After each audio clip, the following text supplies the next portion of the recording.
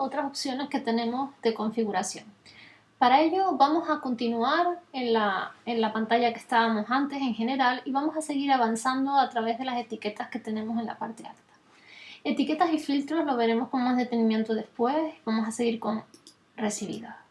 Recibidos hace referencia a nuestra bandeja de entrada, es decir, donde van a llegar todos los mails. Y nosotros podemos decidir cuál es el orden o cómo queremos ver nosotros estos correos. Yo, por ejemplo, si se acuerdan, tenía puesto no leídos primero y después todos los demás. Pero también podríamos elegir una configuración clásica en la que nos los ordena, por ejemplo, por orden de llegada. O también decidir poner primero los importantes o los que tenemos señalados como destacados. Esto ya es decisión de cada uno. Si, por ejemplo, eligiésemos no leídos primero, pues tendríamos que elegir también otras opciones. Bueno, los marcadores es una opción que nos da Google, bueno, si lo tenemos activado, en el que él estudia de qué manera nosotros solemos leer nuestros correos. Es decir, si nosotros solemos leer a unas determinadas personas primero o rápidamente desde que nos llegan, o si a otras las solemos leer sus correos y después borrarlos o archivarlos. Entonces él te crea como unas reglas en las que él decide, entre comillas, quiénes son los más importantes y te los resalta. De tal forma que cuando accedes a tu bandeja de entrada vas a ver resaltados algunos determinados correos que cree Gmail que son importantes. Y por último, el correo filtrado. Si nosotros activamos filtros para nuestros correos, si tendríamos que tener aquí seleccionados no anular los filtros para que estos filtros funcionen y, por ejemplo, nos manden determinados correos a determinadas etiquetas, ¿no? o carpetas, ¿no? Parecido a las carpetas. Bueno, si seguimos avanzando a la siguiente, si cambiásemos cualquier cosa, siempre no nos podemos olvidar de guardar los cambios, porque si no todo lo que hemos hecho pues no serviría para nada. Si accedemos a cuentas, pues nosotros podemos, inicialmente la primera opción es la de cambiar la configuración de la cuenta, que fue lo que hacíamos también cuando accedíamos a través de nuestro correo aquí en cuenta, y nos lleva a, a la opción de cambiar la contraseña y aquellos datos básicos.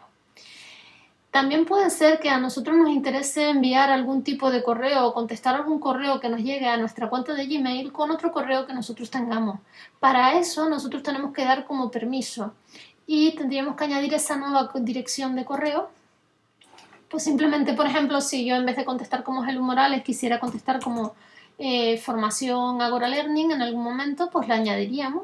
Daríamos un siguiente paso, enviar mediante correo, lo dejo igual. Paso siguiente, pues si ya aquí le doy a enviar verificación, nos mandaría un correo a este nuevo correo que hemos añadido y también nos añadiría un código.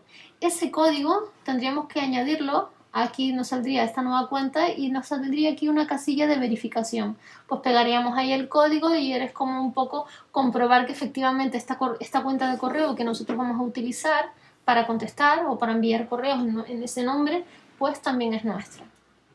En principio aquí solo podríamos enviar correos con otra cuenta. No recibiríamos los correos de esa cuenta a nuestra bandeja de entrada.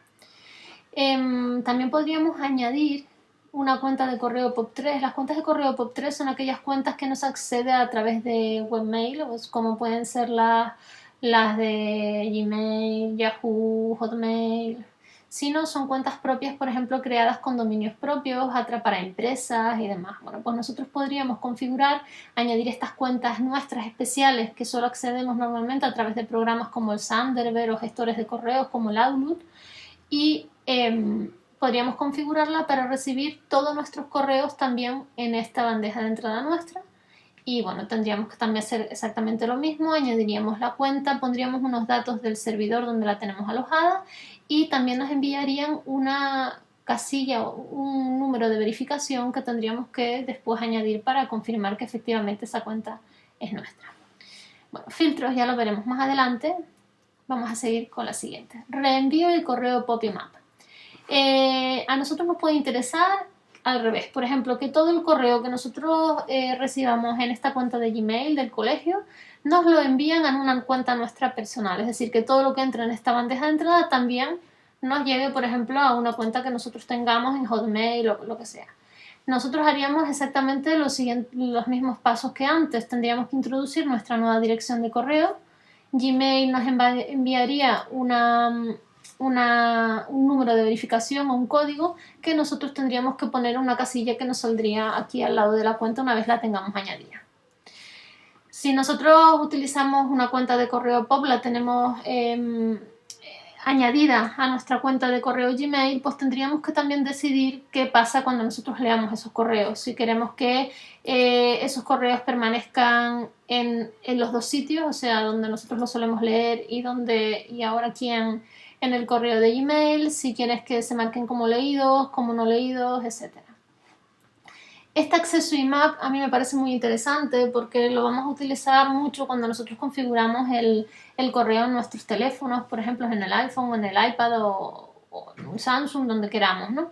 Es importante que esté habilitado el IMAP, porque de esta manera todo lo que nosotros hagamos en nuestro teléfono o en nuestra tableta automáticamente también pasará aquí en la vía web. Es decir, si yo leo un correo en mi teléfono, también me aparecerá como leído en el web. Si no lo hacemos así, las cuentas no se sincronizarían y entonces pues lo que hagamos en un lado, cuando vayamos a nuestra bandeja de entrada normal vía web, pues no tendríamos nada marcado. Y bueno, aquí tenemos algunas cosas para cambiar y por supuesto si cambiamos algo en esta página guardaríamos cambios de nuevo. Bueno, el chat, ya más adelante también hablaremos del chat. En principio ya es cuestión de centros si se habilita o no, pero si quisiésemos utilizar, por ejemplo, el chat para hablar, ¿no? Pues con nuestros alumnos o con profesores o incluso para tener algún tipo de videoconferencia, pues tendríamos que tenerlo activado, ¿no? Y bueno, el habilitar chat era la parte que nos saldría aquí, pues nos saldrían los contactos, tendríamos que ir añadiendo, etcétera, etcétera, ¿no? El chat de voz y de vídeo, que es importante. Vale. Los clips de la web son noticias que nos salen en una barra en la parte alta o en el lado y bueno, noticias que nos pueden interesar o no. Nosotros tendríamos que hacer, si nos interesa tener esas noticias, pues hacer un filtrado y hacer como elegir los temas que nos puedan interesar para que no nos bombardeen con otras cosas que no vengan a cuento. También de todas formas, más o menos viendo tus gustos, pues Google te va añadiendo lo que cree que te puede interesar. Labs es interesante porque son como complementos que realizan los mismos usuarios para mejorar el Gmail. Hay algunos que vienen habilitados por defecto.